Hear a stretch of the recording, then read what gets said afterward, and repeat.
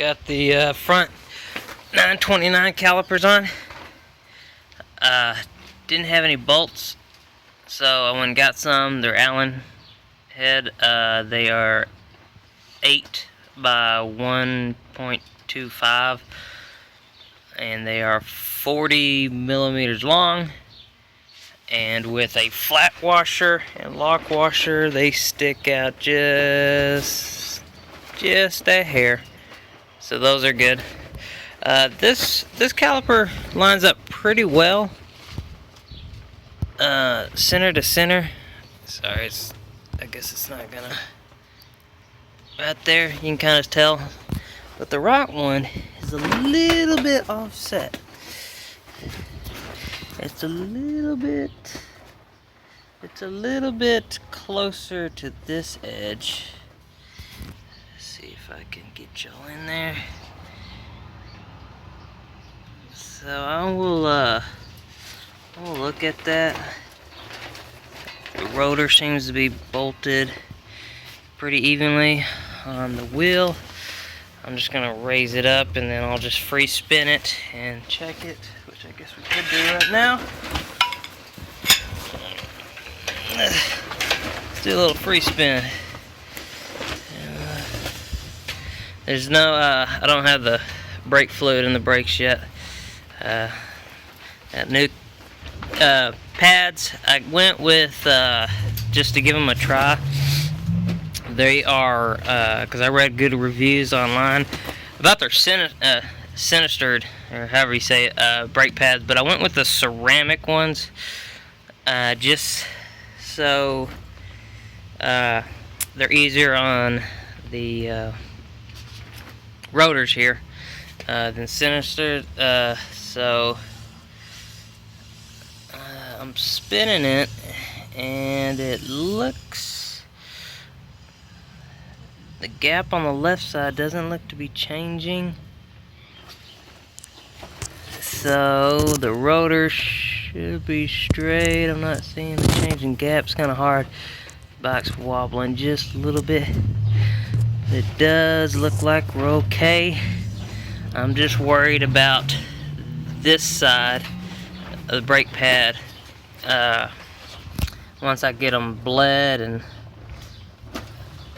get pressure on them, if it'll fully back away from the rotor when I release. I know brake pads, you want it extremely close to your rotor so you don't have to apply a lot of force.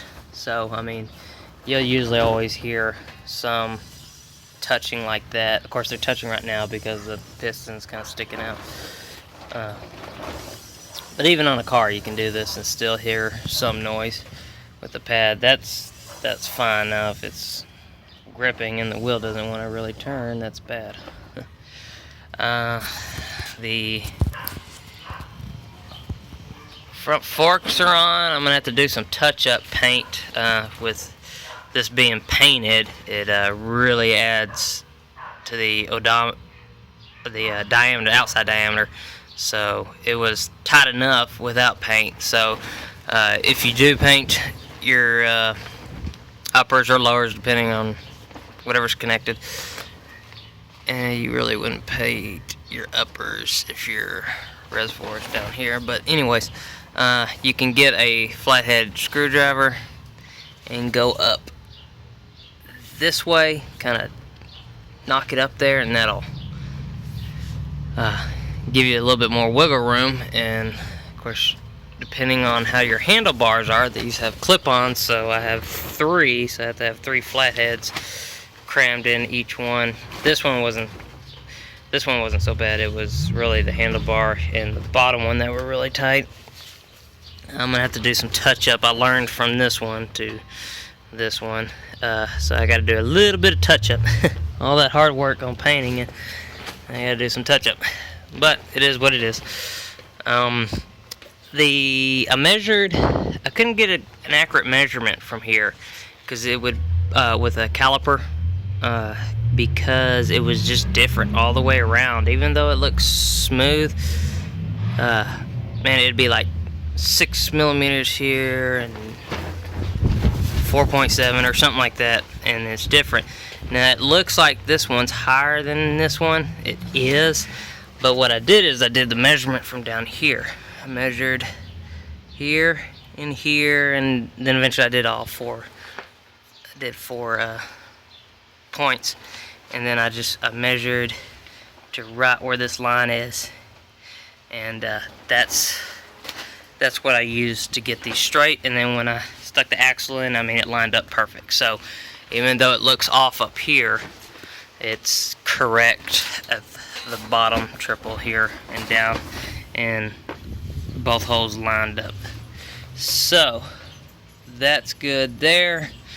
Like I said, I still need to take off, or no, I did take off. I need to add the 929 brake reservoir and handle, and then add the brakes. The air filter it still looks pretty new. I'm gonna drill 2 big holes here. You got your main hole here, but that is a very tiny hole, really, for to feed this. So I've already upped the jets. Main jets, they were actually low. I think stock is 130, and it had 125s in it, and they're not the original. They were small head instead of large head jets. So I know that it's been farted with. So I upped it to 140, and then I upped the idle jets from 20 to 25. I may have to go bigger. I don't know. Like I said, I haven't been able to try it because my gas tanks. I'm gonna coat the inside of the gas tank. I'm waiting for the coating to come in. I've got all the cleaning and the rust dissolver stuff. Just waiting on the. For some reason, Amazon's shipping slow. Even though it's primed, they're not doing a 2-day delivery on it. They're doing a 4-day delivery for some reason. So I may not be able to coat the tank this weekend. It'll be next weekend most likely. Get that coated, and like I said, I'm going to drill 2 bigger holes here. So I'll have 3 holes here. We'll see. Let's check the spark plug. Once I get it running, we'll check the spark plug, especially with the new jets and the holes. I'm going to go ahead and drill new holes here. I know it's kind of like try one thing at a time, but I've already got this. Already has an aftermarket exhaust on it, so it's probably already needing more air. So anyway, like I said, if you drill holes in this, you can always block them off. So instead of cutting this whole thing out and having one big ass hole, then you're not gonna be able to block it. I mean, you probably could, but then you'd have to like glue a piece of plastic or something there, and I don't want to do that. It's easier to do with just little holes. Another thing, would you take gas tank off or move it around? Don't lose these. I'm gonna go ahead and glue these on because they usually don't rot out. I have seen them rot out before, dry rot, but it's got good cover. It doesn't get a whole lot of, doesn't get sun on them or anything, so they're still in good condition. So I'm just gonna dab a little glue there and just glue those on, so I don't have to worry about them falling off. Let's see. Let me show you the air filter here. Now the newer bikes, the EFI bikes, they have a flat. The air assembly box pretty much looks the same, but it comes off in like a big old half shell. This one uses an air filter like this, same as the 250, I believe, uses the same air filter. And like I said, this is the only little inlet hole right there. So we'll get some more air in. Since the carburetors were full of crap, I'm gonna have to take apart the. Well, I'm probably just gonna blow this out because I don't want to break that seal and have to order a new gasket if it doesn't seal right. So I'm gonna rinse this out, and this is the fuel pump. It uses vacuum. The vacuum changes of the engine with RPMs, allows more fuel in. So that's the fuel pump right there, and then there's still a petcock, which I have somewhere. I'm really gonna have to clean that thing. I believe it is. Yeah, it's in here. Let me pull it out right quick.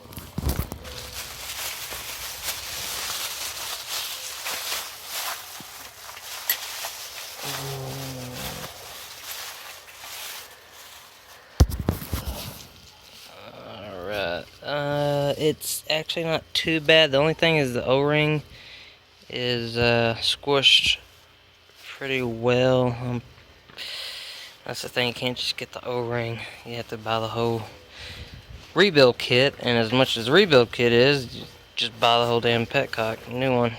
So, good thing is you got a screen filter here. It goes in. I want to say that you have a fuel filter, then you'll have, I guess this would be the first filter right here. This would be the first filter. Goes through there, then it goes through an inline filter. Hopefully you have one. And then it'll be sucked through the pump, goes to the carburetors, and then the needle seats have a filter screen on the bottom of them, on each one. So there's a total of 4 filters, so it's pretty good. Hopefully I'm just gonna blow this out too, just backflow it.